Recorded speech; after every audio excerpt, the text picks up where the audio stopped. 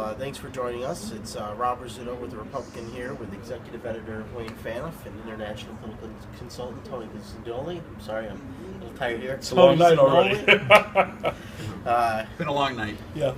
Watching the numbers come in, some pretty interesting stuff we're seeing. We'll dish a little bit on Massachusetts first. We're looking at this. It seemed to be interesting that, for once, Massachusetts was really in play with both parties.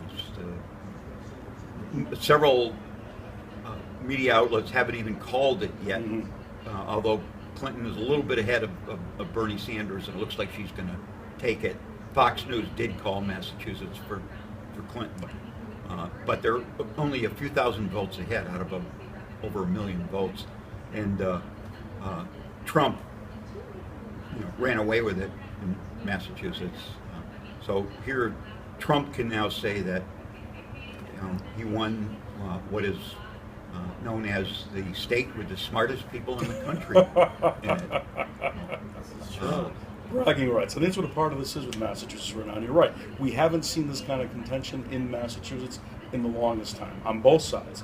And you're right. Trump now has an opportunity to brag about, I won liberal, progressive Massachusetts. And when you look at this race right now, too, you can say something else. 20,000 Democrats left the Democratic Party, took independent ballots. 3,800 of them for sure we know took Republican ballots out, or became Republicans, and showed up at the polls today, most likely to vote for Donald Trump. You take a look even here in our neck of the woods, Chicopee, Massachusetts.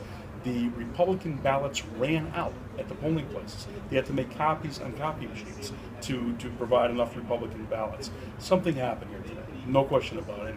Donald Trump can point to that. And on the Democratic side, you can see all the work that the Clintons put into Massachusetts the last few days probably made a difference. They probably had to do it. It was that close. I mean, Bill Clinton being here as much as he was, even last night, midnight, Worcester, and 4 more visits, during the day today. That was something they had to do to even get the results that they finally got. Let's fast forward to November. If Trump does win the nomination from the Republicans, Hillary wins the nomination, is there a contest in Massachusetts?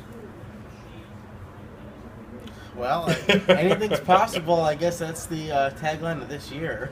I think that's the case, too. When you take a look at how many independents and unenrolleds there are in Massachusetts and the propensity for crossover, we've heard that now from a lot of consultants who have really looked at this, prognosticating how many folks might say, I'm just not going to pull it for Hillary, or gosh, I just can't do this for Donald Trump.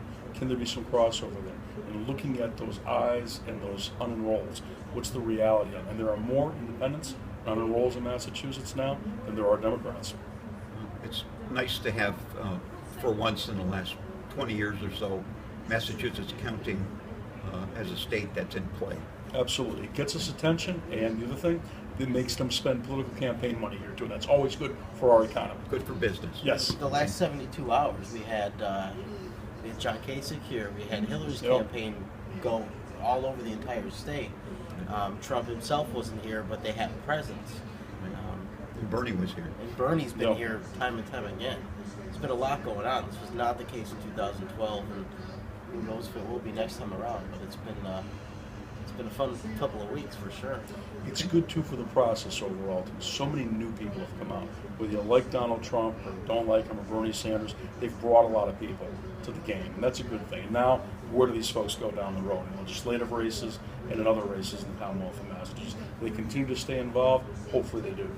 Okay, thank you.